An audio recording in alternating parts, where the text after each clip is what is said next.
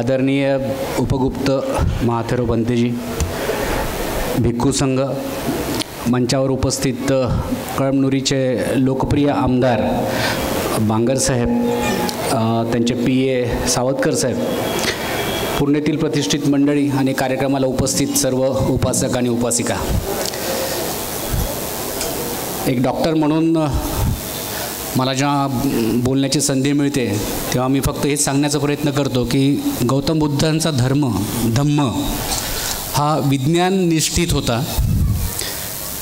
आजही त्याच्या प्रत्येक गोष्ट जेव्हा सायंटिस्ट एक्सप्लोअर करतात, मग ते शरीराचं विश्लेषण असो, मनाचं असो का आजाराचा असो, तर प्रत्येक बाबतीमध्ये हा धर्म ॲनालिसिस झालेला आहे आणि सगळ्यांनी मान्य केलेलं आहे की बौद्ध धर्म हा विज्ञाननिष्ठित धर्म आहे, सगळ्यांना समान मानणारा धर्म आहे.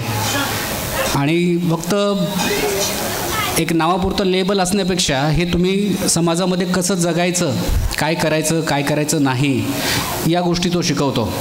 आपण आता जे त्रिसरण पंचशील ग्रहण केलं त्यातले जे पंचशील होते आणि ह्या पंचशिलाचं पालन करून आपण जर आपली दिनचर्या नियमित ठेवली तर समाधानाने आपलं जेवढं आयुष्य आहे तेवढं आपण जगू शकतो. माणसाचं शरीर जे आहे ते तसं 100 वर्षापर्यंत जगण्यासाठी तयार झालेलं आहे, पण शरीर ही अखेरला एक मशीन आहे आणि मशीनसाठी ऊर्जा लागते, ते सतत चालू राहतं. हृदयासारखी अशी गोष्ट आहे की जे कधीच थांबत नाही. बाळ जन्मल्या किंबहुना पोटात असतानाच अगदी 3-4 आठवड्यापासून त्याचं हृदय पंप व्हायला सुरू होतं आणि ते अखेरच्या त्याच्या श्वासापर्यंत चालू असतं. आणि ह्याचा वापर आपण पुढं ह्या पूर्ण आयुष्याचा 60, 70, 50, 40 जे आपलं आयुष्य आहे त्याचा आपण स्वतःसाठी, स्वतःच्या परिवाराच्या उन्नतीसाठी आणि समाजासाठी किती करतो यानुसार तो व्यक्ती कसा आहे हे ठरलं जातं, ना की त्याच्या पैशावरून किंवा त्याच्या इतर प्रतिष्ठेवरून. त्यामुळं मला म्हणायचं की शरीराचा वापर करताना गौतम बुद्धांनी सांगितलं होतं की तुमच्या शरीरासाठी महत्त्वाच्या 6 गोष्टी आहेत. एक, सूर्यप्रकाश, जे की आता सायंटिस्ट सांगतात की व्हिटॅमिन D नावाचा प्रकार सूर्यप्रकाशात असतो. आपण मेहनत करतो, काम करतो, बाहेरचं सूर्यप्रकाश शरीरावर पडतो आणि त्यामुळं आपले हाडं मजबूत होतात. दुसरं आहे हवा, ऑक्सिजन, जे आपण श्वास घेतो. त्यानंतर आहे डाएट, खाद्य जे आपण खातो. त्यानंतरचं आहे व्यायाम, जे आपण करायला पाहिजे. शरीराची हालचाल होणं खूप महत्त्वाचं असतं. आणि यानंतर जर शरीरामध्ये आपण पेट्रोलच्या गाडीमध्ये रॉकेल टाकण्याचा प्रयत्न केला तर ती गाडी खराब होते. तसं ॲडिक्शन किंवा व्यसनाच्या मागे लागून युवा वर्ग असेल किंवा आपल्यापैकी बरीच मंडळी असेल किंवा काही जण असतील, त्यामुळं व्यसनांपासून दूर राहणं हे आपलं प्रायमरी कर्तव्य आहे.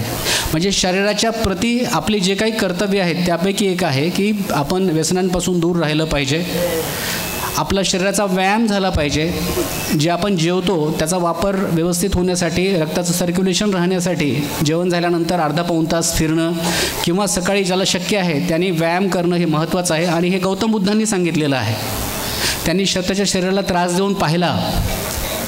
त्यांचं जेव्हा आपण म्हणतो की ज्ञानधारणेसाठी जेव्हा ते बसले होते, त्यांचं जे आहे पोट आहे ते पाठीला चिटकलं होतं, त्यांच्या फासळ्या दिसत होत्या आणि शरीराला सगळं त्रास देऊन त्यांच्या लक्षात आलं की उपास तापास करून शरीराला त्रास देऊन कुठलीही विद्या संपन्न होत नाही, काही भेटत नाही, कुठलाही देव पावत नाही. तो कधी होतो, तुम्ही कर्म किंवा काम केलं तरच तुमचा देव तुम्हाला पावतो. म्हणजे तुमच्या मनासारख्या गोष्टी होतात. गौतम बुद्धांना ज्ञानप्राप्ती झाली याचा अर्थ काय होता, म्हणजे अशी कुठली नवीन गोष्ट त्यांना कळली तर त्यांची जी विद्या आहे ती आजही विपස්සनेच्या स्वरूपामध्ये अवेलेबल आहे. ज्यांनी विपස්සनेचा 11 दिवसाचा कोर्स केलेला आहे या सगळ्यांना याची कल्पना असेल. गौतम बुद्धांनी जे आपल्याला सांगितलं होतं की दुःखाचं कारण कुठं आहे, दुःखाचं कारण शरीराच्या बाहेर नाही, ते म्हणतात की तुमच्या शरीराच्या मध्ये आहे. तुम्ही स्वतःच्या मनाला किती कंट्रोल करता, आलेल्या प्रसंगाला तुमची रिॲक्शन काय असते, याच्यावरून तुमचा ताणतणाव ठरतो आणि आज जे BP, sugar, cholesterol, heart attack, कमी वयामध्ये जे मरण्याचं प्रमाण पाहतो, हे सारे मानसिक आजार फक्त तुमच्या मनातून तयार झालेले आहेत. मानसिकदृष्ट्या जर तुम्ही सक्षम असाल, समाधानी असाल, तर BP, शुगरसारख्या कोलेस्ट्रॉलच्या गोळ्या खाण्याची कुणाला गरज पडत नाही. आणि आत्ताच जे बांगर साहेबांनी खूप चांगला उपक्रम राबवला आहे की कळमनुरी मतदारसंघामध्ये 4 एकर जमीन त्यांनी विपස්සना केंद्रासाठी दिलेली आहे. हे दुसरं तिसरं काही नसून गौतम बुद्धाची विद्या आहे आणि प्रत्येक व्यक्तीने ही विद्या आत्मसात करणं आवश्यक आहे. कारण हा आपला धम्म आहे. आपल्याला बौद्ध म्हणण्याचा अधिकार तेव्हा पोचतो जेव्हा आपण बौद्धच्या ज्या सांगितलेल्या गोष्टी आहेत, ज्या गोष्टी करायच्या आहेत त्या करतो आणि ज्या करू नका म्हणून सांगितले त्या करत नाहीत.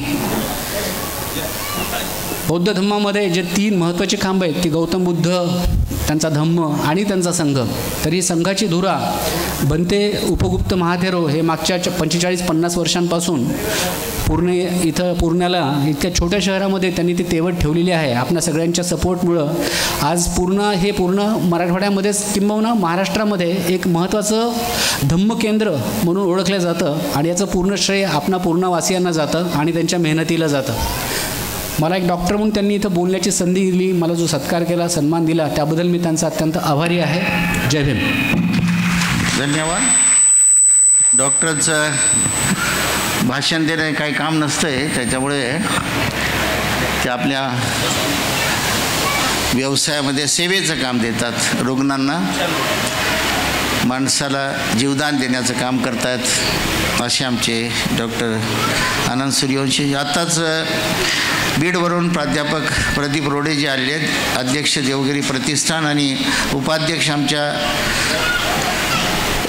धम्मप्रिय आमच्या शिक्षण संस्थेचे, प्रियदर्शी शिक्षण संस्थेचे ते उपाध्यक्ष आहेत. पण ते धम्मशील बीडला काम पाहतात, सगळ्यांना माहिती आहे. आणि रोडे सरांनी शिक्षण क्षेत्रामध्ये खूप चांगली एक भरारी घेतलेली आहे आणि त्यांची कल्पना फार चांगली आहे. ते करत करत शिवनी बीडच्या जवळ जवळपास 6 एकर जागा आमदार साहेब तिथे त्यांनी घेतलेली आहे बीडला आणि एक चांगलं केंद्र उभं राहत आहे. ती जमीन विकत घेतलेली आहे आत्तापर्यंत माझ्या माहितीप्रमाणे, कारण त्या संस्थेचा अध्यक्षच मी असल्यामुळे मला ती सुरुवातीपासून माहिती आहे. एकटा प्राध्यापक प्रदीप रोडे सरांनी एकट्याने स्वतःचे 25 लाख रुपये त्या जमिनीसाठी दिलेले आहेत.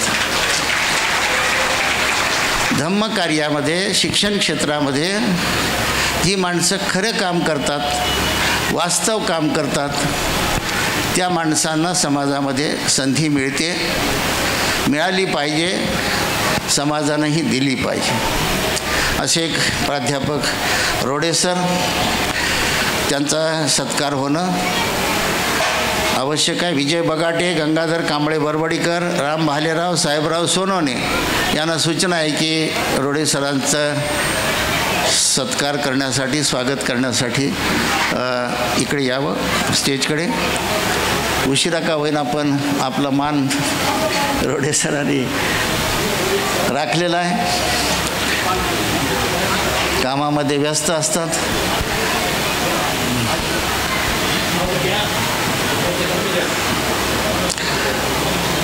राम नाईक आहे, कुठे गेला?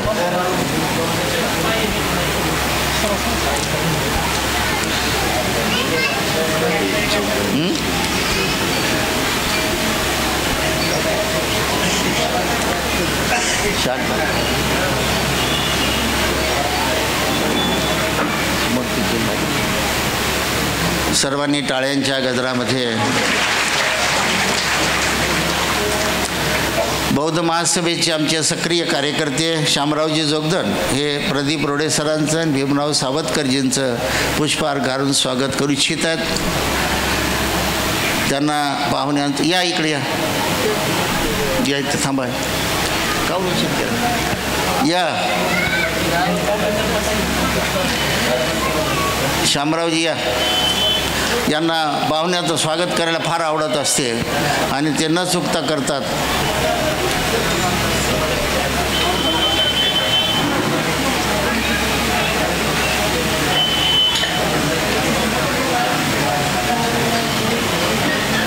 या सावतकरजी या दोघे.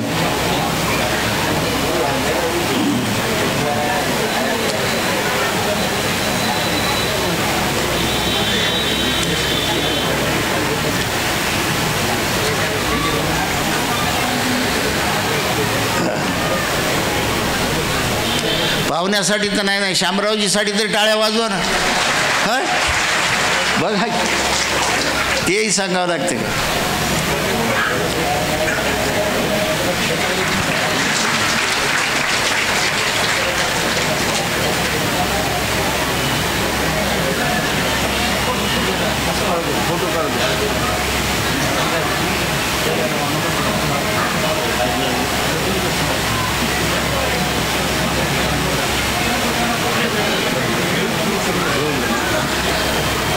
यानंतर रोडे सरांना सूचना आहे की त्यांनी आपलं मनोगत व्यक्त करावं.